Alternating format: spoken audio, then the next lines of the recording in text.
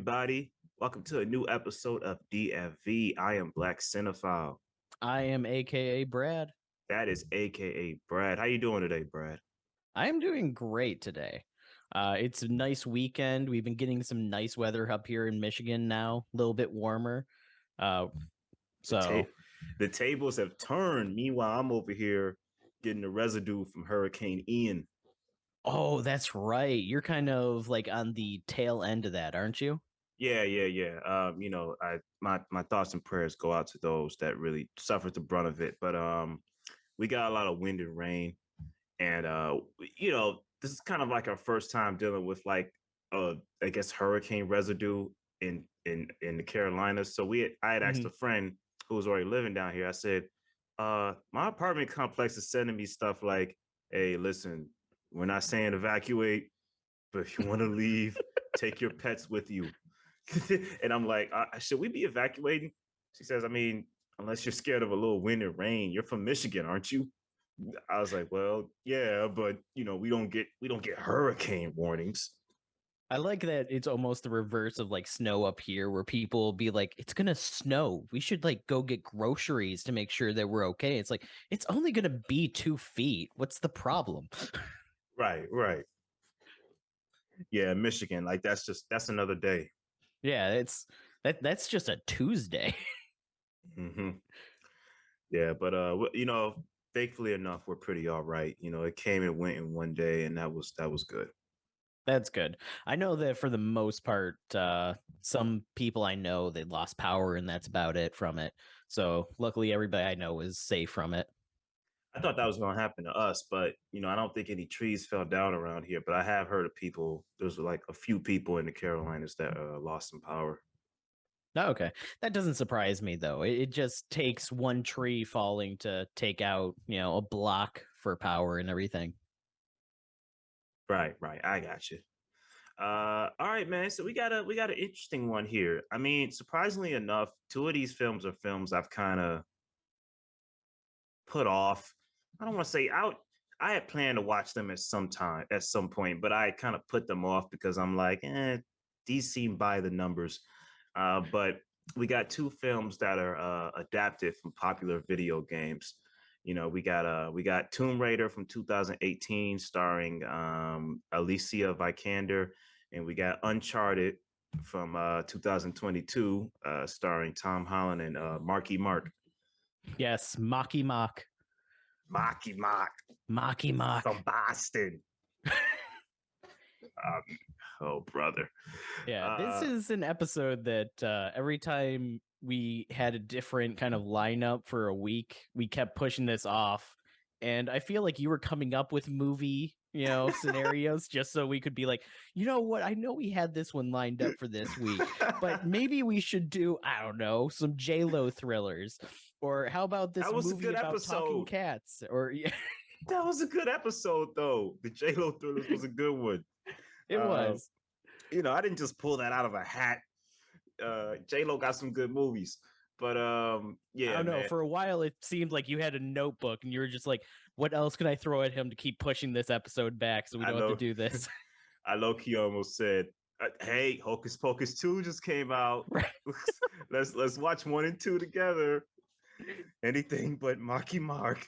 Anything but Mocky Mock. Nah, man, but I knew we was eventually gonna watch it. It's all good. Part of the reason I love doing the show with you is that it pushes me to watch movies that I would usually put off. And about 8 times out of 10, I'm glad that I didn't put it off. Yeah, every once in a while, it definitely hits on both sides here that we're pushing each other to watch stuff that normally we wouldn't have caught otherwise. It's like that opening. I think we still have it on the podcast, on the audio podcast, but that opening where you're like, hey, we get to do this thing. And I'm like, oh, that thing. Oh, yeah. Okay. Oh, yeah. Our original intro. Right. All right, man. You want to just hop right into it? Yeah. But for this one, I was kind of thinking chronological order. Sure. Why not? Okay. I mean, I'm down for anything. I put this off long enough. We might as well go chronological. Yeah, I mean, I think it just makes sense since Tomb Raider was the original game that later inspired Uncharted. So it kind of it I all didn't works know out. that. I didn't know Yeah, that. Tomb Raider was a huge inspiration for the Uncharted games. That's good to know. All right, man. Well, I'll let you take it over for TR. Yes. So Tomb Raider follows the story of Lara Croft, played by Alicia Vikander, who her father has gone off on an adventure when she was only 10 years old and disappeared. And so 7 years later, we're now following her as, or no, it's now when she was 14, he left because she's now 21. So 7 years later, we now follow her where she is struggling to make ends meet. She's very independent. She doesn't want to accept that her father has died, to accept the wealth that he left her. And in place of that, she is trying to figure out a way to find him and track him down, believing that he isn't dead.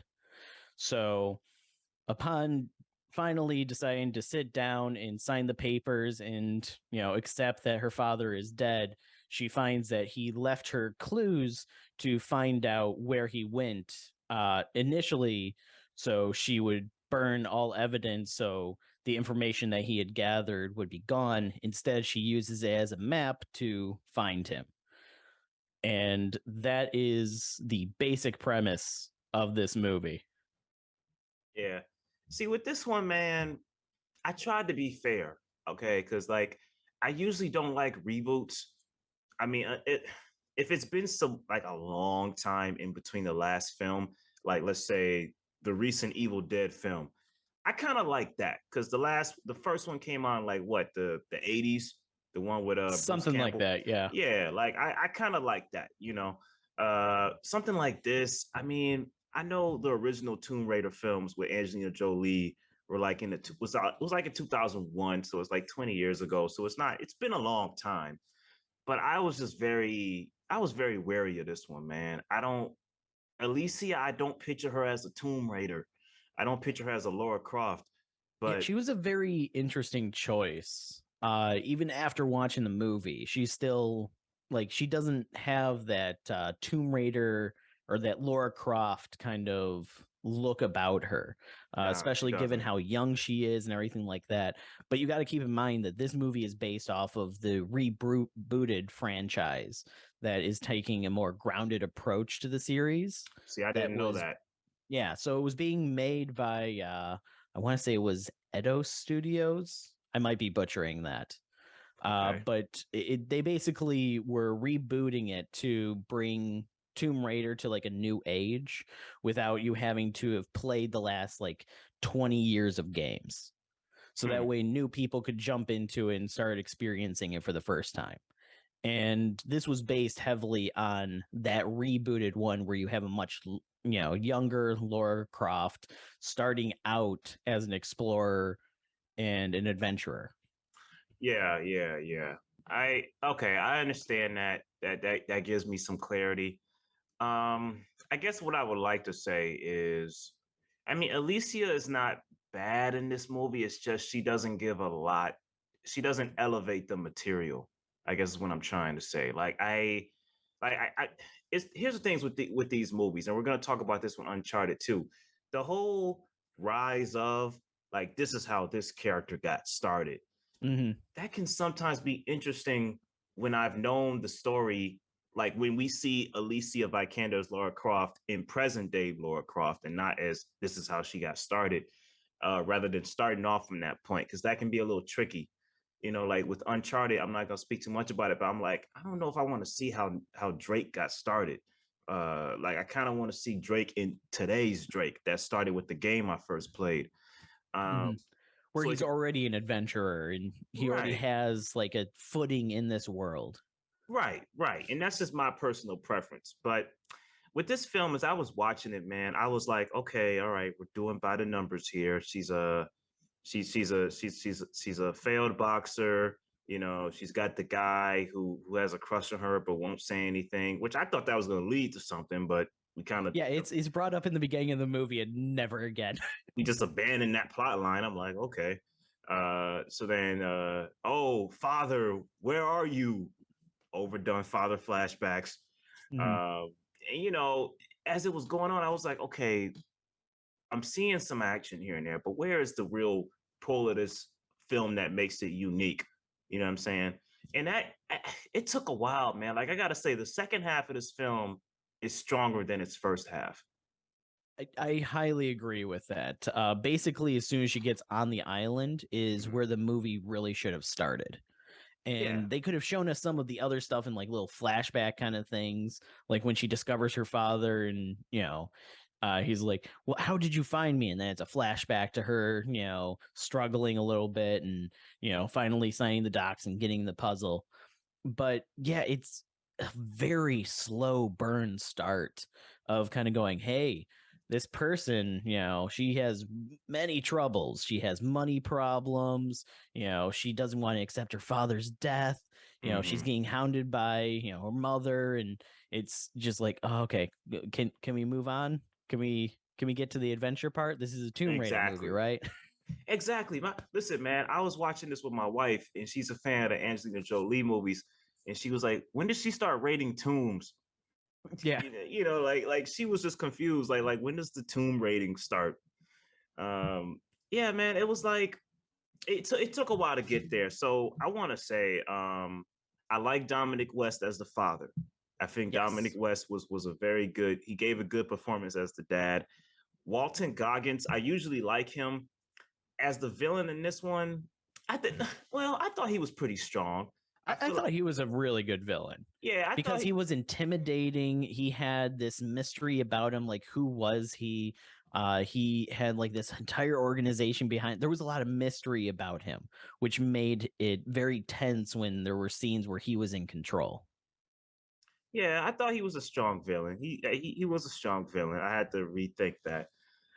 But I gotta say, I really did enjoy the actual tomb sequences. I feel like those were like the most memorable parts of me when they were finally getting close to like the Himiko. Himiko, right, right. And it's just like there's this tug of war between her father and Walter Goggins' character where he's like, it's a myth, like stop holding on to fairy tales. And he's like, no, the whole world, the whole existence is in danger if we go down there.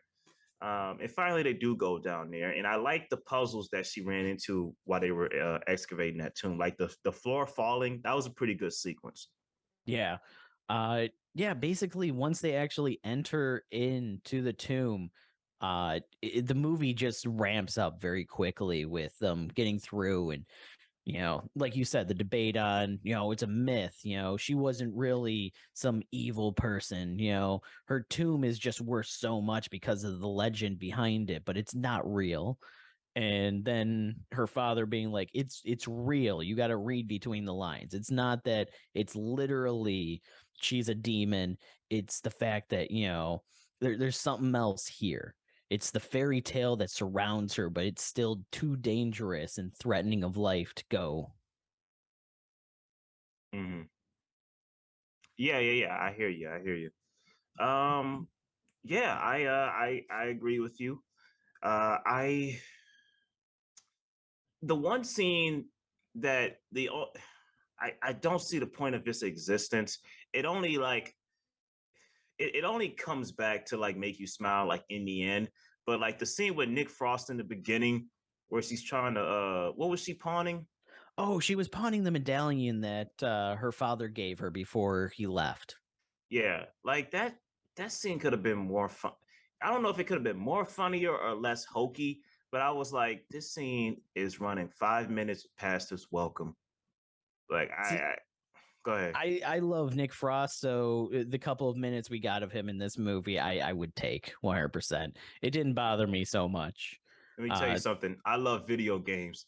That doesn't mean I was sold on this movie based on the video game I like. right, You know yeah. what I'm saying? Like I get what you're saying, but I just felt like the whole scene was kind of stupid and unneeded.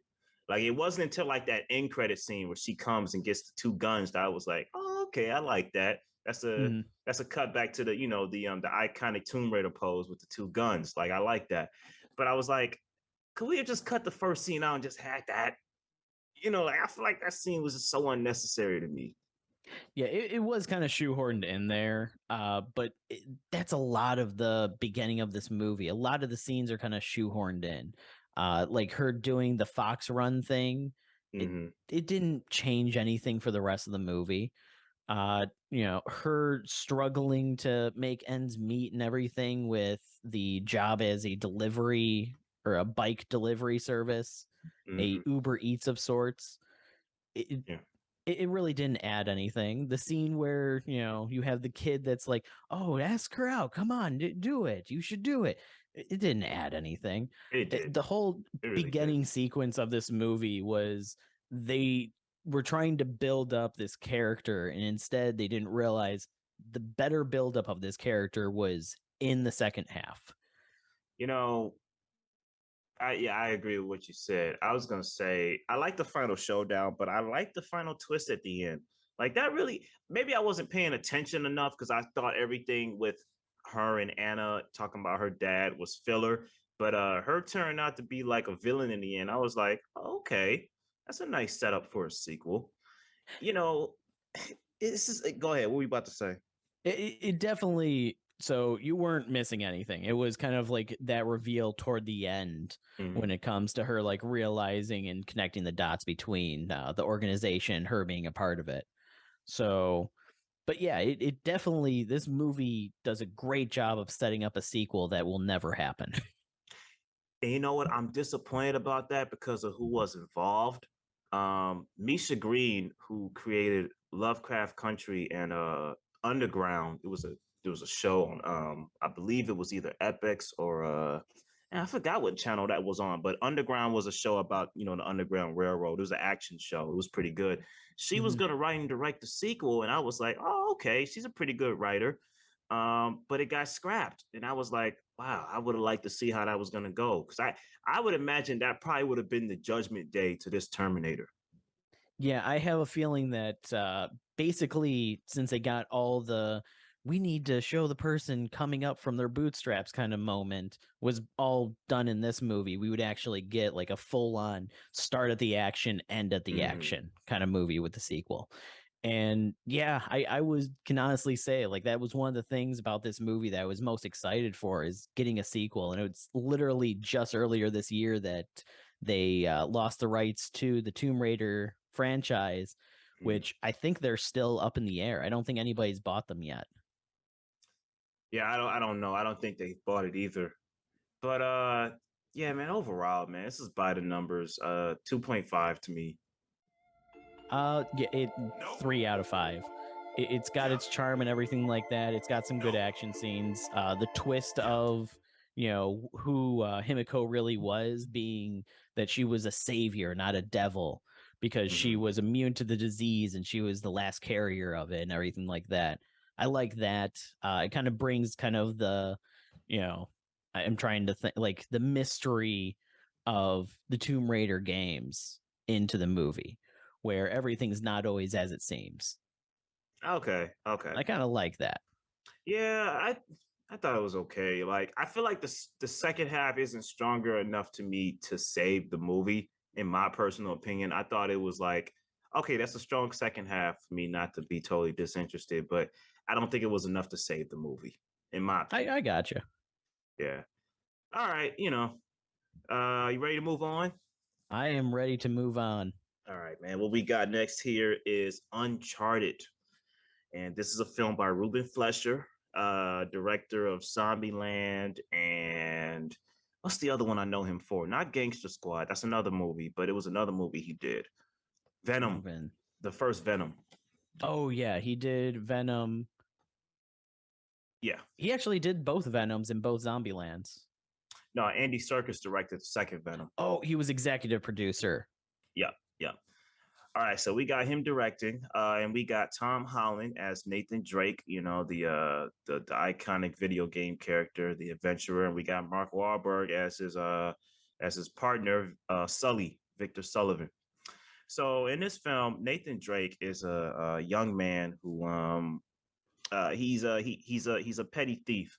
He likes he fiends for adventure.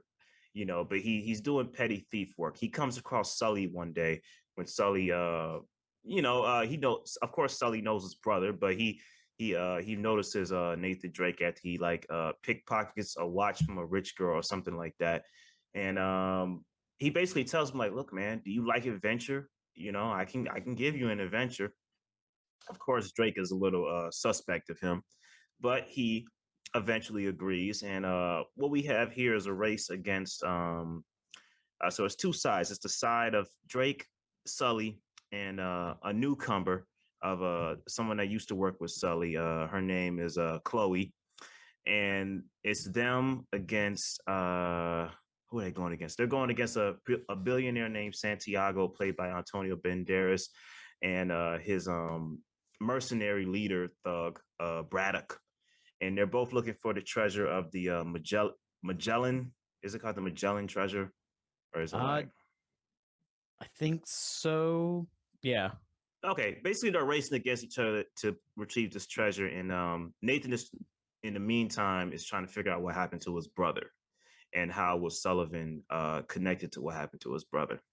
So that's pretty much in a nutshell what you have with Uncharted. It's basically the beginning of how Nathan Drake started to how we see him today in the games, in the video games.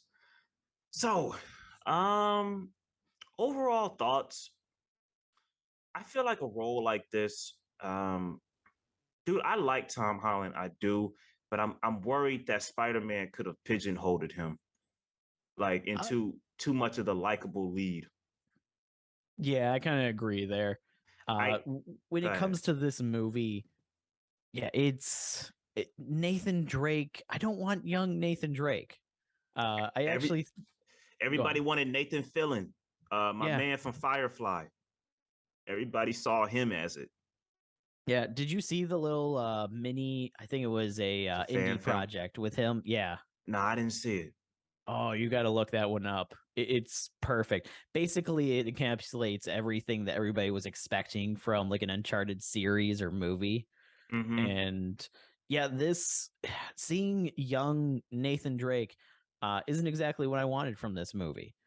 Tom Holland does a fine job with it and everything like that, but I don't care about seeing him coming up like we talked about with Tomb Raider. It's not what we're watching these movies for. I'm watching it for the action. I want to see them get into these crazy puzzles and scenarios. Yeah, I totally agree. See, with that being said, I liked Tom Holland in this film. I think he did well in the movie. I think he was he was my favorite thing about the movie.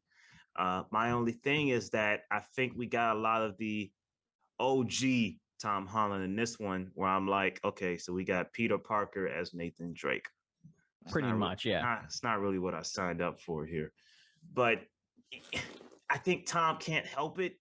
Like, I don't know. Like, I feel like that's where the director came in and was like, no, this is what we want. We brought Tom Holland on because we want that, character in this movie. Well, let me ask you something. Have you ever seen Tom Holland in another film that wasn't so much like the Peter Parker OG-ish stuff?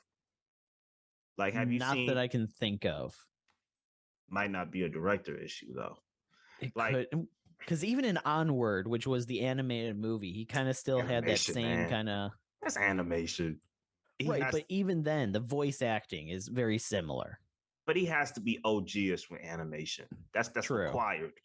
Right. I was gonna say, have you seen The Devil All the Time or Cherry, which are roles that he plays? He plays a different type of character. Now, if he's different in those films, then I'm like, okay, all right. I'm worried that Tom doesn't have much range, is what I'm saying here.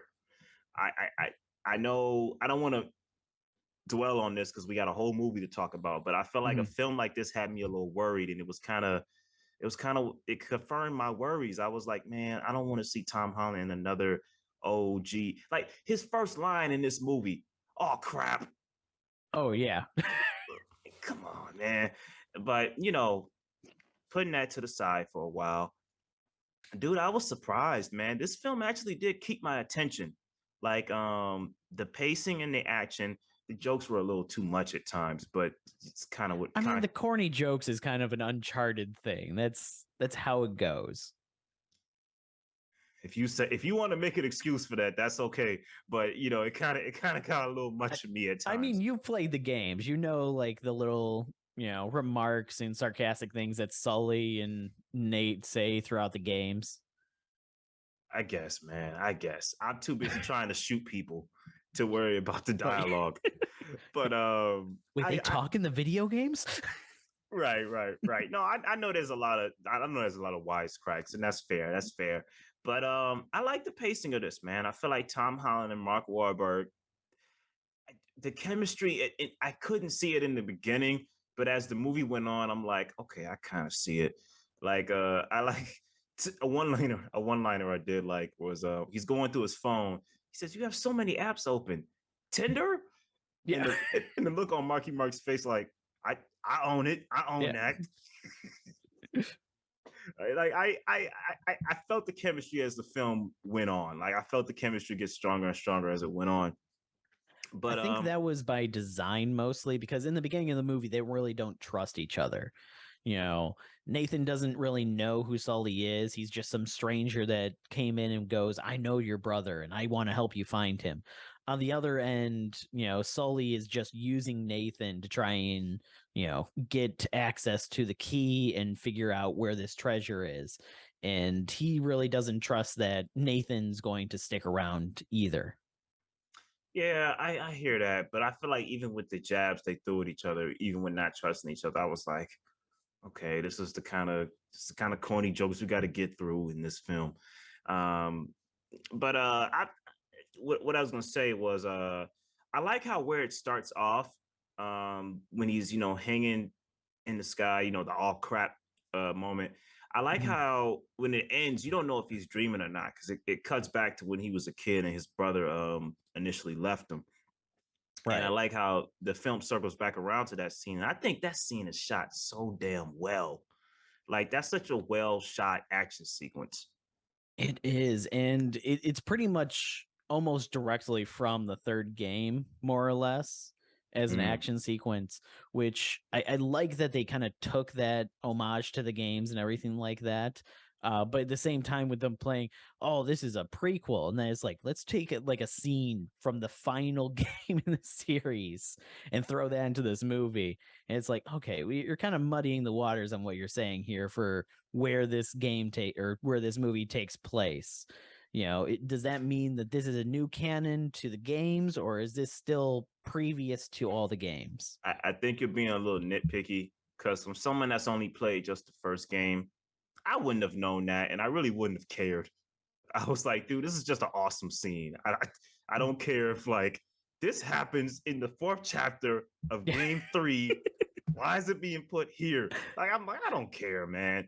I thought like I thought it was a nice insert. I thought it was a nice adventure moment. But I wanted to say the way this film is shot, there were some scenes that made it look like it was in the video game, and I wasn't mad at it.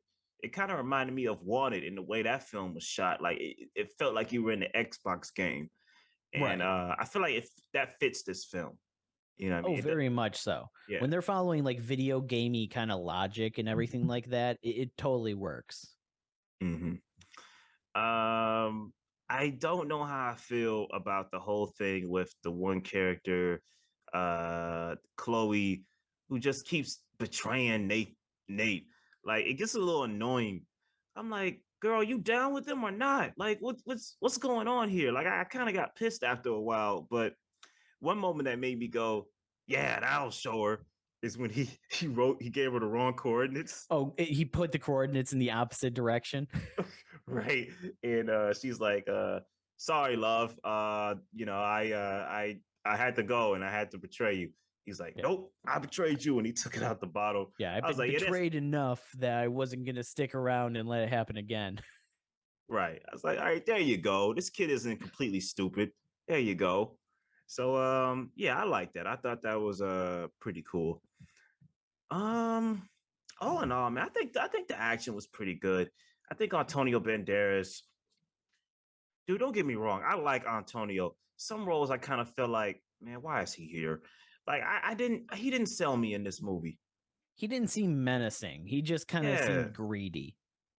Yeah, greedy, spoiled child, trying to overthrow his father. Mm-hmm. Um, him killing his dad was a slight shock to me. I was like, okay, why didn't you do that years before? Like, I mean, it took until this moment for you to, off your daddy.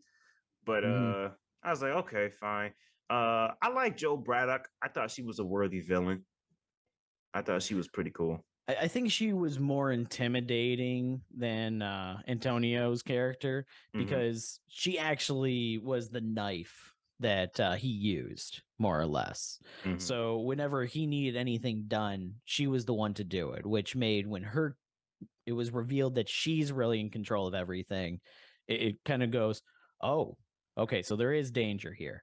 You Hmm. know, like her appearing in the movie always seemed like more of a threat than when he would appear. His scenes pretty much came down to, but I want the money.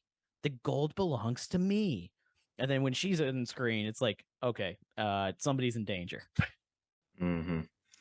You know, how did you feel about the Scottish dude kind of got on my nerves? Uh oh, the brute that Yeah. was I liked him when he first showed up, which they showed in the trailer so many times, you are gonna get in you are in the need for a Scottish opening. He goes, what did you say? And then yeah. he beats him up and he goes, no, dude, seriously, I don't know what you're saying. Yeah, he works as that joke, but after that, he has too He's on much screen time. yeah, he's unwelcome after that joke. He overstays his welcome. Yeah, like I wouldn't mind seeing him in the background as like one of the brutes that are still like on the team and stuff, but he didn't need like full on scenes, like the bar scene later on where Chloe's trying to figure out how to like get the key to open the door and everything, and Nathan's just pretty much beating him down using wine bottles and vodka Hmm. bottles. And yeah, it just didn't like it's a good action scene, but it didn't need the comedic effect of him screaming in Scottish English to pull that scene. Yeah, I agree. Um, Yeah, I mean, like I thought this was pretty cool. It was not the best video game adaptation I've seen, but I wasn't mad at it. At the end of the day, I felt like okay, like I had a little bit of Tomb Raider whiplash. Where I'm like, oh gosh, I gotta see another the making of this great character. But I was like, you know what, this isn't a great start. This isn't a bad start off point because like what I like about Tom Holland kind of infused with what I don't like about him. It's not really his fault, but it's being pigeonholed again into certain roles. I like that. I like the oh gosh. I like the oh goshness of his character because Mm-hmm. it kind of does look like what a young Nathan Drake would be. Yeah, like I can say the beginning of this movie when he's like the bartender and everything like that, it makes me kind of go, I wouldn't be okay if we just saw Tom Holland play like the bartender in the background of a movie where he just has a couple scenes, just doing that whole thing. It works there. And then there's other scenes where it's like, okay, that's a little bit over the top for Tom Hollandness, like the auction scene where he's hanging from the lights and everything like that to cause a distraction. It's like, okay, that's a little much. But he does have some great lines in this movie that bring some good comedy to it, like Mhm. that aren't overdone to me. One joke being about forcing Sully to get a cat by requesting it for the mission. Oh yeah, yeah. That's funny. I like how I was gonna say the hanging from the light thing. Mission Impossible did it better. Yeah. When Tom Cruise is hanging from things. But yeah, I thought it was solid. I like the mid credit scene about his brother still being alive. I like it about them being caught in the end by an unseen enemy, setting up a sequel, Mm. pretty much. And do you know if that's gonna happen for this one? So Sony has basically said that they see Uncharted as one of their major franchises. Okay. And they haven't said specifically that they'll see a sequel for the movie, but that they want to continue with more Uncharted content, whether basically it was a blanket statement when people are going, are we going to get another movie? Are we going to get another game? What are we going to get? And they're just going, you're going to get something. Don't worry. We're not abandoning Uncharted. Okay. This is a solid 3 to me. I put it in the same vein. It's a 3. It has its moments. It has its downsides. I can say when it comes to Maki Mock and his Boston accent, it didn't bother me that much in this movie.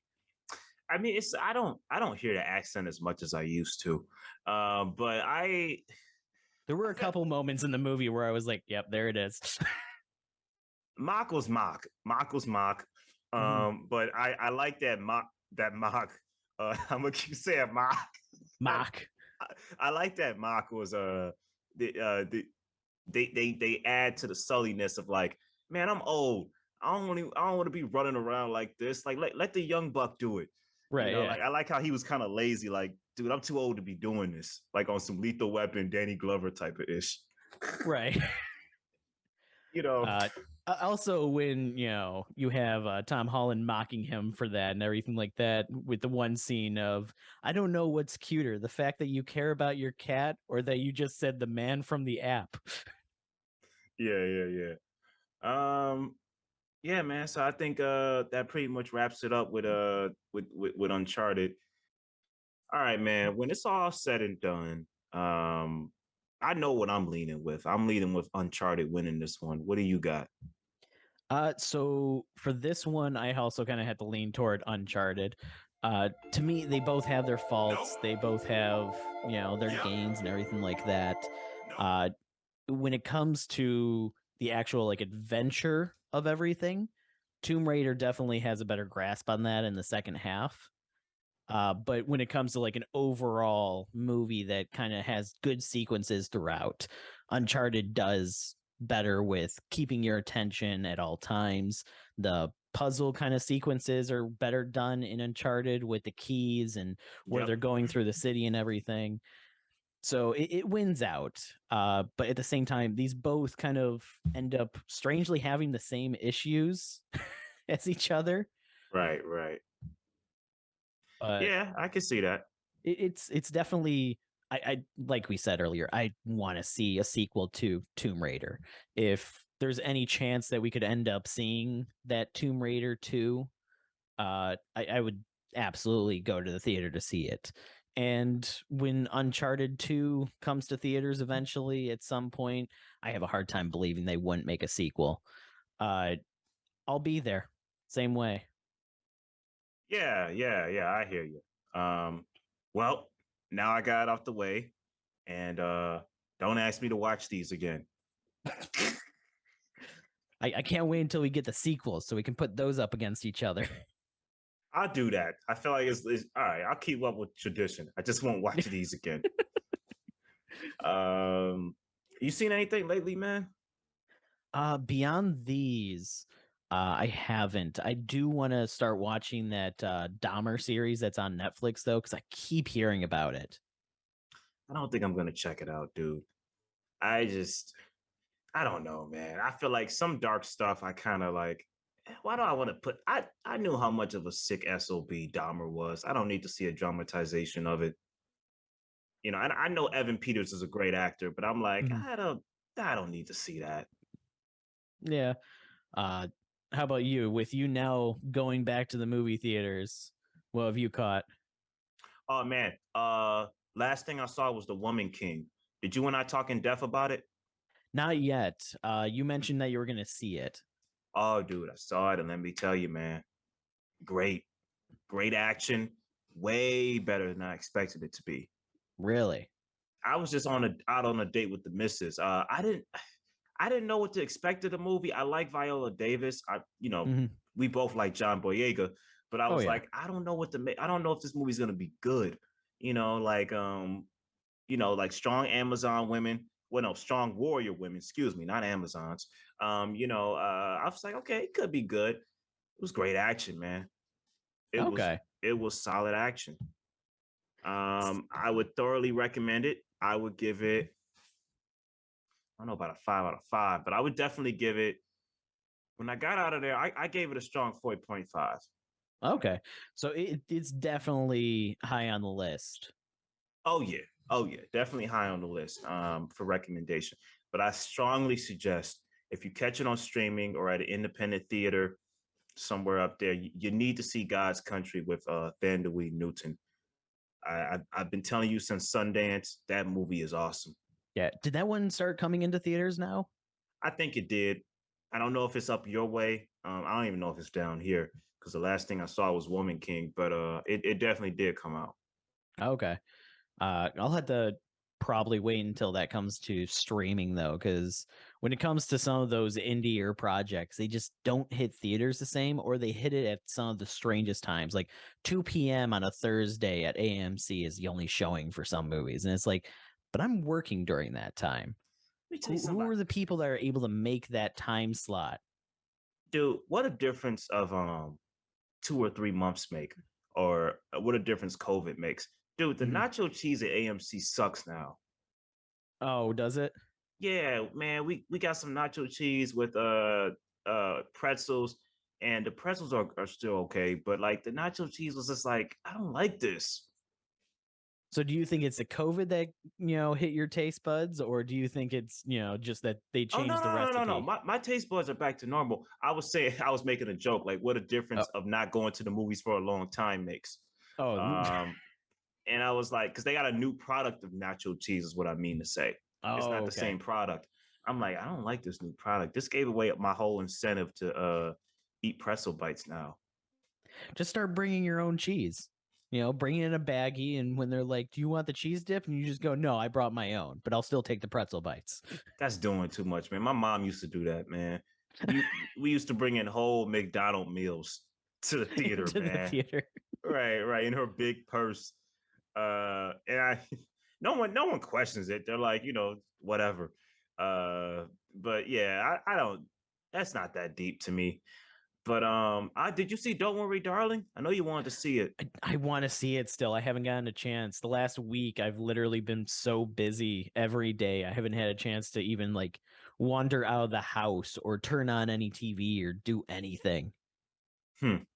All right, I got you. You know what's intriguing to me? I kind of want to see Smile. It looks so stupid, but I kind of want to see it. Is that the one with the trailer where it has like the girl knocking on the window and then her head like falls off like to the car window or something? No, I don't think that's it. It's about the one where everyone's smiling. Like literally everyone is doing like a creepy smile. Yeah, it's a horror movie, right? Yeah, I don't see anything about heads falling off. But yeah, I think it is a horror movie. Okay. Maybe I'm thinking of something else that happens to have a trailer around the same. But yeah, that one it sounds interesting, but at the same time, you know, that seemed like a streaming movie to me. I've seen some surprising good reviews about it, so that's why I'm kind of intrigued. But time will only tell. What you been watching on anything on TV lately? Have you seen the new season of Atlanta? I haven't tuned in yet. I have been watching it and I'm liking it so far. So I still need to watch last week's episode and Okay. then this week's episode, of course. But I've caught a couple of them, and I love how the first episode starts off. Okay. So is it like so far better than three, or like on the same wavelength as three? So it's kind of on the same wavelength as three, but because they're back in America and everything like that, or back in Atlanta, it kind of feels more back to like season two vibes with like the Okay. atmosphere of, or the atmosphere of season two with the vibes of season three. I gotta say, man, I've yet to see an episode that rivals either Teddy Perkins or Woods. Like those are like two of my favorite episodes of the series so far. I haven't gotten Oh, to this new season yet. Teddy Perkins is just, I don't think anything will ever beat that one. That's the peak of the series right there. Yeah, I know. That's like everyone's Ozzy Diaz when they talk about Breaking Bad. I know that's like the top show, top episode. That's like Bagman to like Mm-hmm. Better Call Saul. I really like Woods though. I think Woods is a great story for like Alfred. Uh That's Paperboy, right? Paperboy is Yeah. Alfred. Yeah, Yeah. yeah, yeah. But I like Teddy Perkins. Everyone loves Teddy Perkins. But yeah, I don't know, man. I'm intrigued to watch the new season, and I'm intrigued to watch Donald Glover's new show coming up, Mr. and Mrs. Smith. Oh, does he have a new show coming up? Yeah, he's gonna adapt Mr. and Mrs. Smith into a series. It was initially gonna be him and Phoebe Waller Bridges, I think her name is, homegirl from that show everybody loves. It was on it's a British show. Man, Fleabag. Oh, okay. She was initially gonna be in it, but she dropped out. So I think someone else is taking her place. But yeah, he's adapting Mr. and Mrs. Smith for Amazon. Oh, he'll also be in the upcoming Community movie, apparently. I thought he wasn't gonna be in it. They said he wasn't in the cast. So he was tagged in a couple things. I think it's like up in the air if he's involved or not. But I know like when a couple of the people were talking about it like on Twitter that are a part of it and everything like that, like Joe McHale, he tagged him in the post. So Okay. Dude, so maybe he's a part of it, or maybe he's going to be a side part of it, not like fully in, but he'll make an appearance.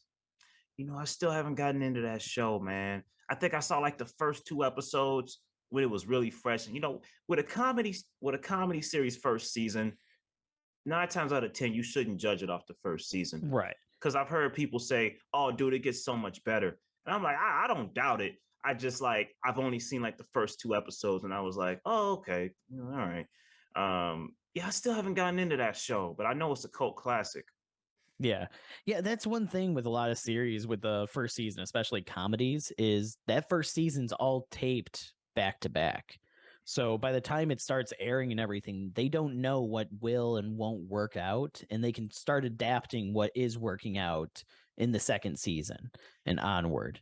The one thing I regret, man, I shouldn't have started my wife off with season 1 of The Office, because that just turned her off so much.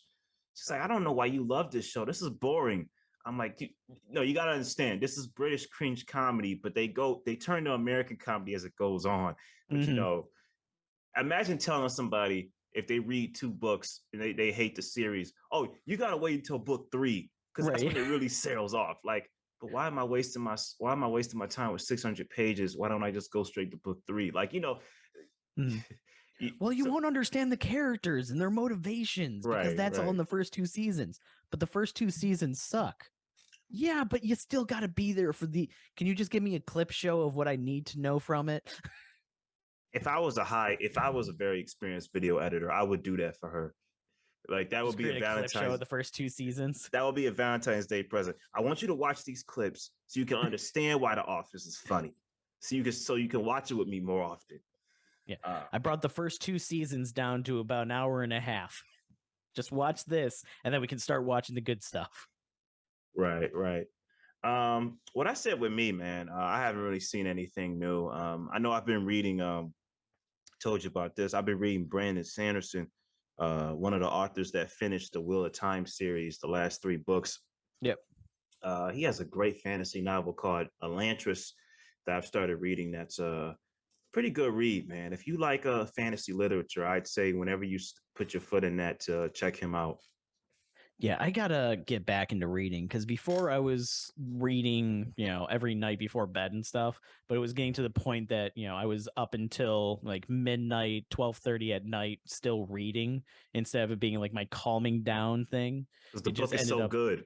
right. So it was like, okay, I gotta stop this. So I stopped, and like I haven't found that time in the day where it's peak reading time because otherwise it's like I'll get home and I'll be like, okay, let me just read some comics real quick. And next thing I know, I'm looking up and it's 9 p.m. and it's like, I still have to make dinner.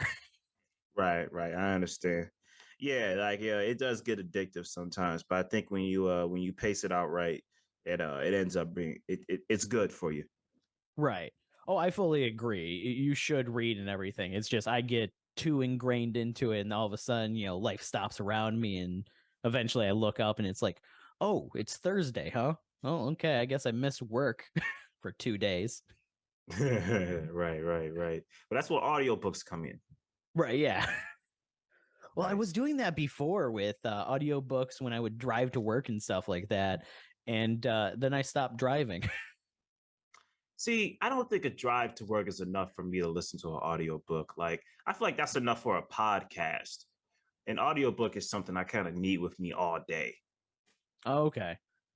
See, the audiobook is how I got through, what was it? Hitchhiker's Guide to the Galaxy.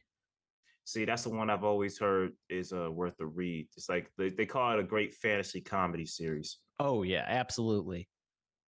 I highly agree with that. I really have high hopes for the Hulu series that's coming eventually. Okay, all right, I'll get that. I'll get that. I'll keep my eye out for that. Yeah, I don't think there's been any news since they basically went, it's going to happen. And then after that, it's just been radio silence since then. Hmm. All right, maybe so. All right, y'all. Well, I think that wraps it up for us. This has been another great episode of DFV. Like, share, and subscribe. Let us know what you like, what you don't like, and take it easy.